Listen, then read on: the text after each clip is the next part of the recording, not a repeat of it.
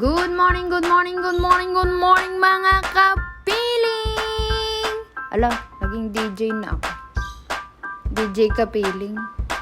Ala, hindi tayo DJ, vlogger tayo. For today's video nga mga kapiling ay tayo ay magsisimba. Every Sunday nga ay nasimba ang inyong lingkod na kapiling. Lingkod ba yan? Piling talaga. So, ayan nga, nakikita nyo mga kapiling.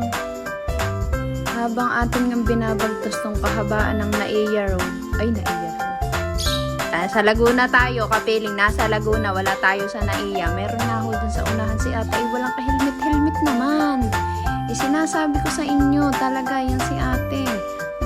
Bahala ka ate ha. Bagay diyan ay may mga kabarkada tayong medyo may something. Alam mo na. Wala tayong magagawa doon kundi sumunod sa policy, di ba ka ate? Eh siya, nauna na nga sa akin si ate at hinarangan na nga ako na yan si kuya. Eh ngayon nga mga kapiling, ako ay pagkasimbay mamamalingke. Alam naman ninyo, o bayan na nga, di ba sabi ko sa inyo, na-surprise si ate. Alam naman ninyo mga kapiling, yung mga traffic enforcer, paminsan-minsan ay nanon-norpresa iyan. Kahit hindi mo birthday, so surprising ka niyan. And it's a prank! Hindi talaga yung mga bigla na lang nasulpot man din. Tuwa nga man din ako sa kalsada ngayon, mga kapiling. At medyo maaliwalas. Bihira ta naman itong mangyari na ganito, yung hindi kami nagdidikdikan dito, yung kami... Basta yung ganito, bihira na ta naman akong dumaan sa dati namin dinadaan. At alam mo na harap naman akong lumiko diga. Dito na ako liliko at diyan nga yung simbahan. Ay syempre may pabanderitas dito at nung karaang linggo ay piyesta nga. Ay di syempre.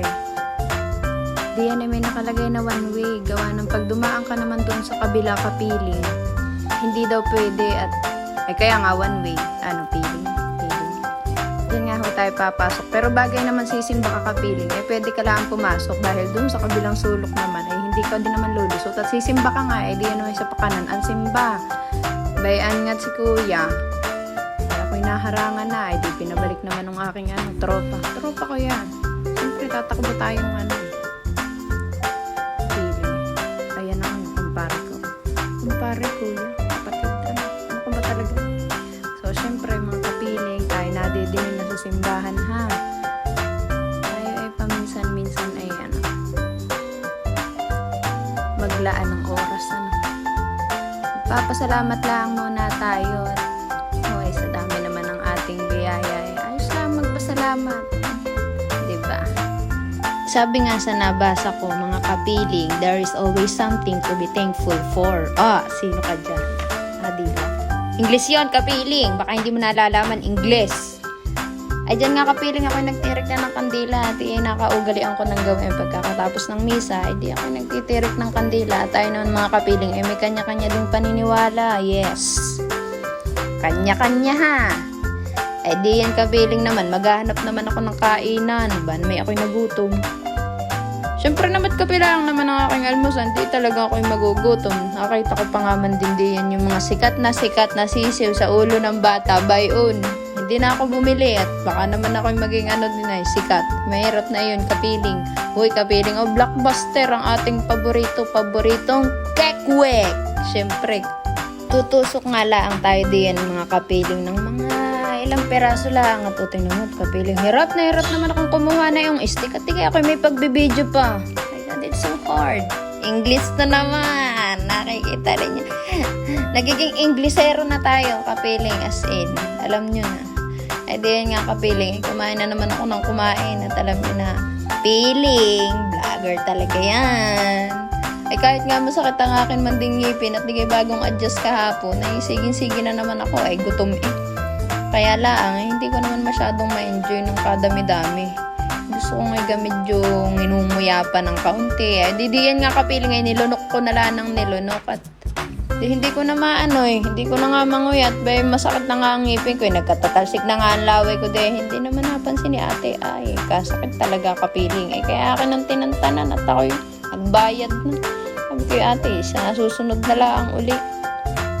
Diyan nga kapiling, sa tabi na yan, may isa pang Blockbuster. Yung hot cake. Nakita ninyo? Blockbuster talaga si nanay. Kaya lang, hindi ako masyado nakainit. Hindi ko lang siya trip. Pero yung blockbuster, masarap. Kabilis ng transition natin, kapiling. Papunta na tayo ng palengke. Pamula nga doon sa parking hanggang doon sa palengke kapiling ay ating nilakad. Yes, nilakad natin. Bakit hindi natin doon nagpark? Ay dahil nga kapiling, usong-uso nga dito sa Pilipinas, yung may parking na ng mga nakamark, ay may karatula naman na no parking. Yan. Hindi natin alam kung bakit gayon din eh. Kagaya ng mga yan, hindi ka ibig sabihin pwede magpark at may pintura naman dilaw. Abay, may nakalagay din no parking eh. So ayun nga kapiling, tingnan mo yung bata. Pahiga-higa doon sa simento. Ay kasi magkaroon ng lamig sa katawan. Hindi yun alam. Pakalmanin tayo kapiling. Huwag natin pakalmanin. Hindi yan nakakapiling. Ako'y papunta na nga doon sa palengke. Siyempre nadadaanan pa natin itong mga kumukuti-kutitap na ito. Ay wala naman tayong bibilhin. At ang ating yung pakay ay di yung pang-ulam laang. Huwag titingin sa kung saan mabubudol na naman tayo ng mga kung ano-ano. Iyan nga kapiling, yung paborito kong bilihan ng karne. Di yan ay laging fresh. Press na press, kapiling. Alam mo na. Lagi kata naman sold out diyan. Kaya alam na natin na press. Diyan ako nabili ng baboy, manok, at saka ng beef. Alam nyo na. Press na press. Sabi ko nga kay kuya, kalahating limpo lang kuya. At alam mo naman ako all by myself. Kaya nga din pati gusto ko diyan nabili. Siyempre, may tawad. Aminin, gusto nyo rin yung tawad. Dito nga kabiling naman ang bilihan ko kapag ka seafoods. Kay ate. Di ang bibilhin ko nga lang. Yung hipon. Mga ilang kapirasong hipon lang naman. At siguro naman ayos na sa akin. Ako naman mag-isa nga laan. Diba? Paulit-ulit tayo sa mag-isa. Gusto ko din ang kasama. Baka naman. Ang piling. Jabra!